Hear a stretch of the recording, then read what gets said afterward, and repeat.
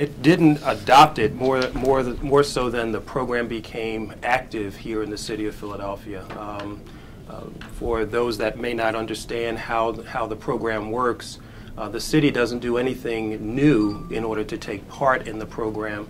What happens is that the information that the city turns over to the FBI is then given to the ICE program, or the Secure Communities program. That is something that the city doesn't have any control over in any event, but the fact of the matter is that there is a protocol that was established that allows the federal government to have access to the material that goes to the FBI.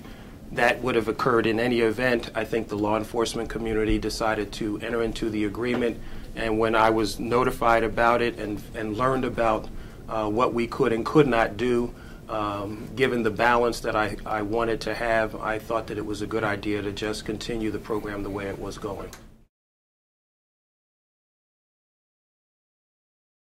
If you're arrested, you're arrested. So if you're arrested for anything from a misdemeanor through a felony of the first degree, the arrest information, once you are arrested, you're taken into custody, you are fingerprinted, you're photographed, and it's at that point that information is then entered into the FBI database for identification purposes. The Secure Communities program basically takes information from that database and then takes it over to their database, and whatever happens over there happens over there. We have no information about how they what they do with it.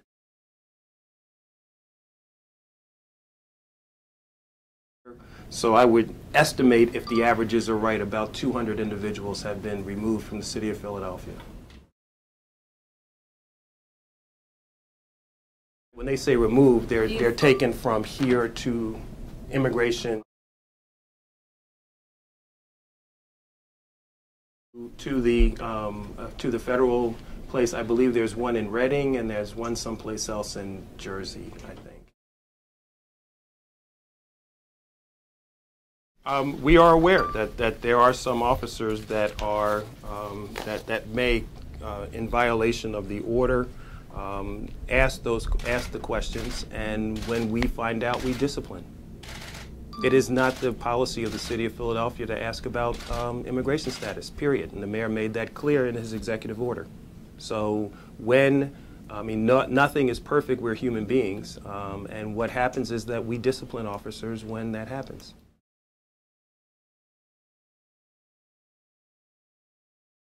Well, I don't know about the SEPTA police officer case. I mean, I try to get as much information about things.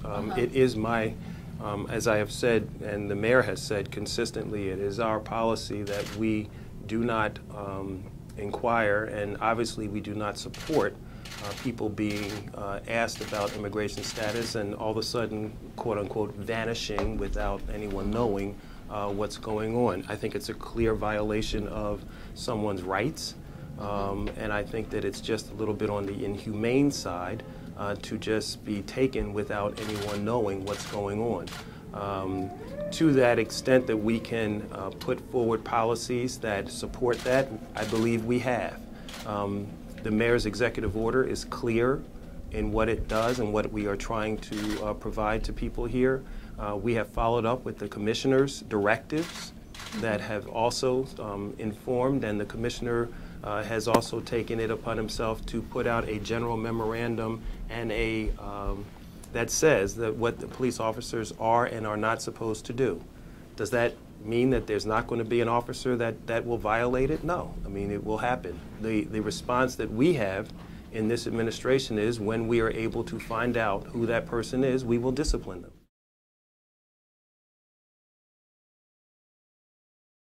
I mean, there's a disciplinary code. I mean, and obviously charges are brought within the department.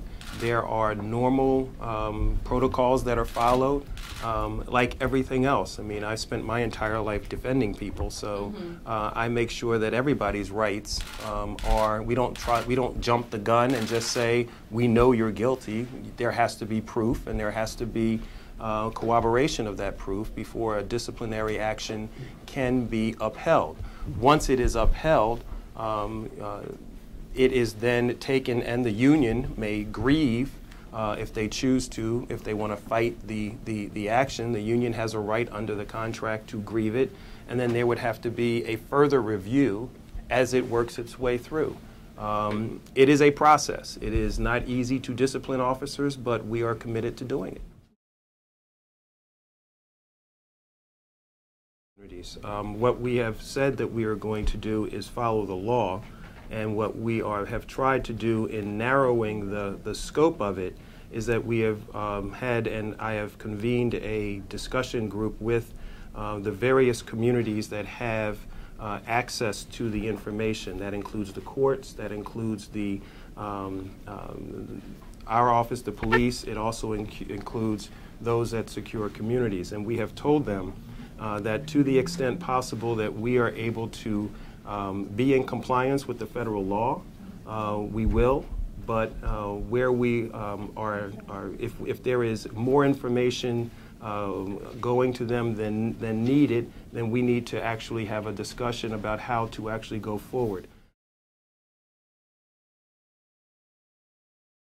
I don't know what a regional advisory committee is, so I don't know what that. I don't have an idea about what that means. So.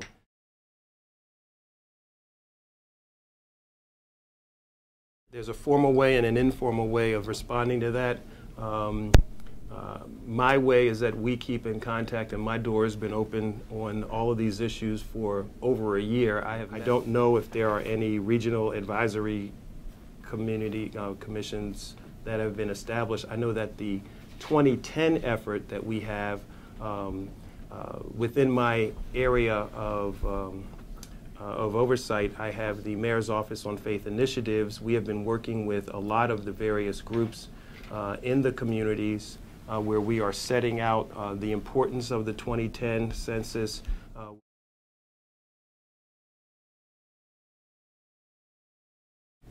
We talked about secure communities for an entire 6 months prior when it was brought to our attention that there may be a problem. So we did talk about it. So I disagree with the premise.